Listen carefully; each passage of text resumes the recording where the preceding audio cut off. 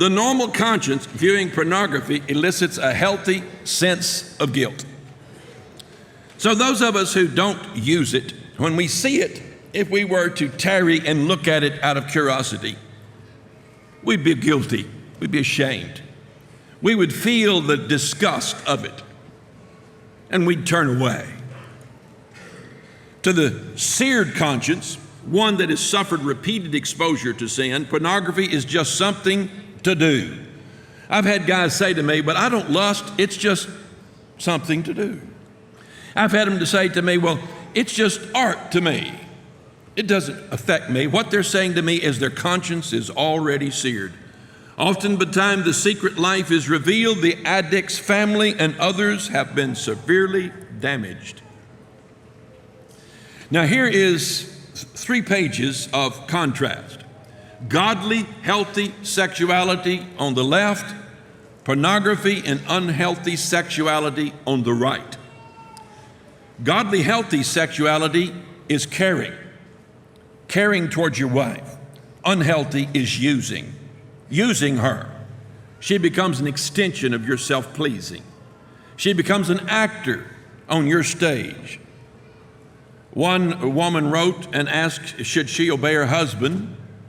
He was wanting to dress up like a woman and pretend that he was a woman and his wife was having relationships with another woman. Why? Because he'd fantasized over lesbian stuff he'd seen on the web. The response we gave was, in short, no, do not satisfy, do not enter into his fantasies.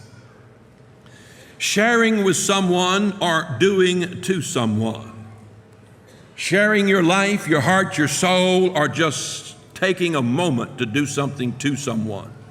Honoring or shameful.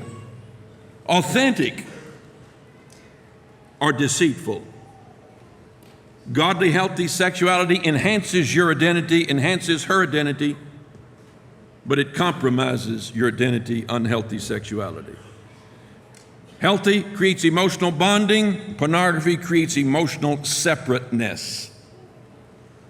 Some of you guys write and say, what can I do about my wife? And tell how she's acting. I can tell that you're a pornographer and you're wanting her to act toward you like you are a righteous man.